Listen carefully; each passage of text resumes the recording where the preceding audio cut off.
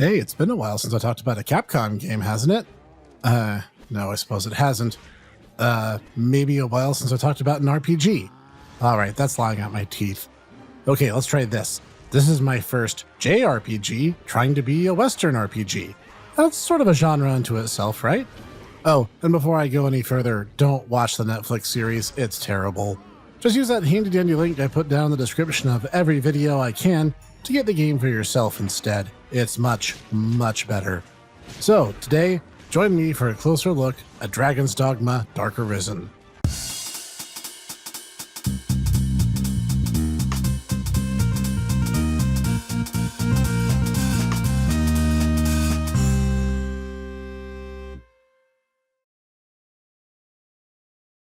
Greetings everyone, this is the Hipster Snek. Around 2010, it became very much in vogue for Japanese devs to take a more westernized approach to their games, and Capcom in particular got on that train with decidedly mixed results. Sure, there were bombs like the Bionic Commando reboot, but there was some actual legitimate success, as was the case with today's game, Dragon's Dogma.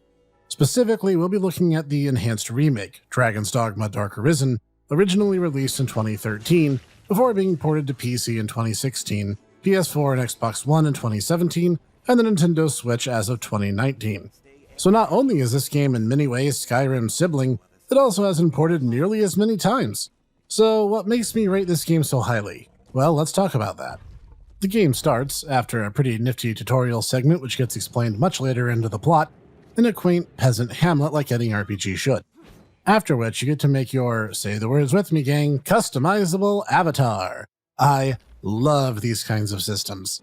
I spent entirely too long trying to make it look just like me. Yes, I am inconceivably tall, incredibly rugged and handsome, have these weird black stripy things all over me. Yes, this is totally what I look like in real life, no fooling. Alright, that done, I enter my quaint peasant hamlet, doing what I do most days and not actually doing anything terribly productive, when all of a sudden a dragon just attacks the village, which we quickly learn is not only incredibly rare, but so rare that it's viewed as a mark of the entire world's end when one appears in the sky. Being brave par excellence and foolish enough to act on it, I, naturally, take up cold steel to smite the beast who smacks me one good time and lays me out on my back 3 inches deep in ocean water. Well, there goes my power fantasy, I guess. You know, as many times as I've been attacked by dragons in these games, there really ought to be a punch card or something for it.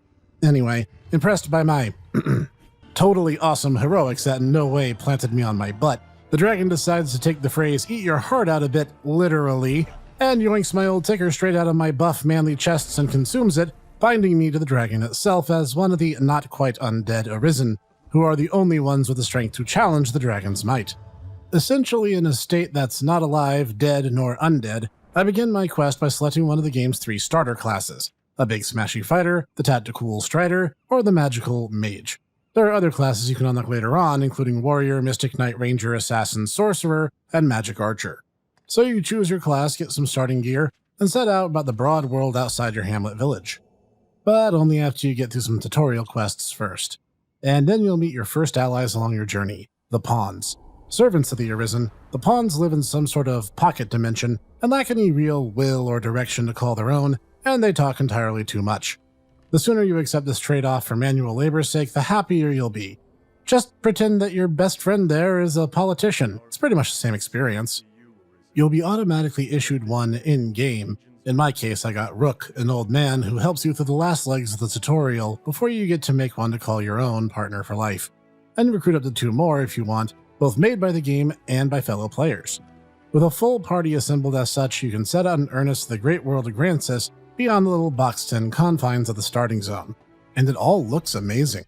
The graphical fidelity, even though it's essentially a game from 2013, still measures up. The textures are nice, the facial animations are all pretty solid, and the character customizer gives a large array of options to make your character pretty much precisely as you want them. And it must be said that draw distance is pretty darn impressive. Even from a fairly early area in the game, you're able to see a huge distance over the water. Really well done stuff. On top of that, while some assets are reused, there's no denying that it all comes together quite seamlessly. Even the initial towns and forest areas are really well laid out, really thoughtful in their design. Just walking around that first town is fun, and it makes it intuitive to explore. Though I do wish the minimap had more point of interest markers, so I spent a little less time randomly kicking open doors in order to find out what the building's purpose was. However, the overall design is effective, and the most important aspects are at least set in places where the player is prone to immediately finding them, so that's a solid A for effort right there. And the sound is delightful. Mostly using its music as ambience, the soundtrack is still worth listening to all on its own.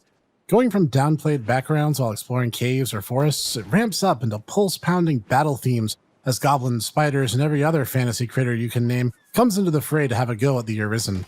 Speaking of, the sound effects are spot on. Since I chose Fighter as my starting class, I came to appreciate the sounds of a sword tearing through my enemies. All in all, the sound design is just on point. And the voice cast, which encompasses every character in the game just about, all do a pretty good job with their delivery. Oh yeah, as I mentioned, the pawns, they talk a lot. Each individual line is fine, especially as they tend to happen in a vacuum, but get used to phrases like, "Master, the roads are the safest place," or "Watch out for goblins here." A happy Arisen is an Arisen who can block these kinds of things to the back of their mind. And mechanically, you may find this game to be very much in the Western RPG vein of game design. Like any good RPG, you buy gear in the town to power up, alongside leveling up in traditional fashion by killing goblins and completing side quests. The quest system is intuitive and simple to use, as simple colored flags appear over the heads of NPCs who are in need of assistance. And then, additional NPCs will sometimes have hints for you once certain quests are undertaken, giving you incentive to speak to as many people as possible to find all the hints that you need. Then you go about either gathering the items required or killing the monsters as instructed. But there's so much to do in this world, including random field events where you can rescue imperiled merchants or delve into dungeons, or even the game's larger-than-life boss fights, which feel like they take inspiration from the likes of Monster Hunter and Shadow of the Colossus. See, when larger enemies come at you, and they'll waste no time coming at you as you have to deal with one immediately in the tutorial, you can leap and climb onto the enemies in order to wail on individual parts. In the tutorial leg, as said, you battle a chimera, who has 3 main body segments. Obviously it's a chimera, right?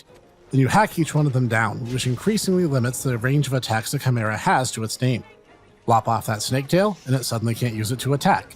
Kill the goat, it loses its body tackle. You'll see progressive efforts take their toll on enemies in this way, and it makes battles feel like the injuries inflicted all have meaningful consequences. Now, yours much less so, as any downed pawns can just be picked back up again by getting close to and touching them, so the game is simultaneously quite merciful, while still maintaining an aggressive and frenetic pace of combat. Add in the freedom to explore at your own pace, including triggering certain cutscenes and dungeons at different times depending on where you go and when. This tight RPG experience definitely allows you to customize your own playstyle just by playing the game your way. Because as I mentioned earlier, you'll end up forming a party of up to 4 using the pawn system. One you'll get to custom tailor by hand to be your perfect waifu or husbando, and then you can pick up the 2 others, either ones the game created or even user-generated ones if you're online, to help round out the party's class options. And if at some time you decide the latter 2 aren't pulling their weight, you can still dismiss them for other options, but your personalized pawn is there to stay and you can customize them as you see fit. This will allow you to, by the addition of unlockable advanced classes, further build your team to your exacting specifications. As an NPC in-game glibly observes, no one in their right minds would fight the dragon for themselves, so it's best to make good use of the pawn system. No one else is going to storm the dragon's lair on your behalf, after all.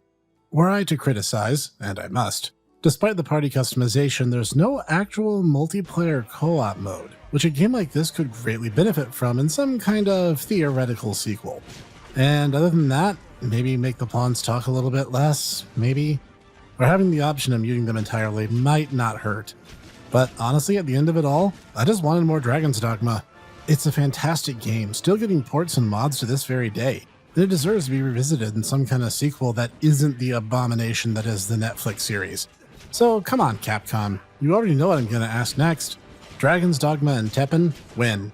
Also, Dargon Dogma 2, when? And this has been the Arisen Snek, saving the world from yet another dragon invasion because that's what I do, I guess. If you liked today's episode, tap the like button so I know, or leave a comment down below telling me about your team and class choices. I'd be curious to know, and it helps the channel out a lot. Also, from our obscure reviews, indie excellence, and now the new home of the Tomodachi Bros podcast, where my closer bros join me for talk anime, movies, and more, be sure to mash the subscribe and bell icon so you'll never miss a one. Join me here each week for more just like this, and I will see you there.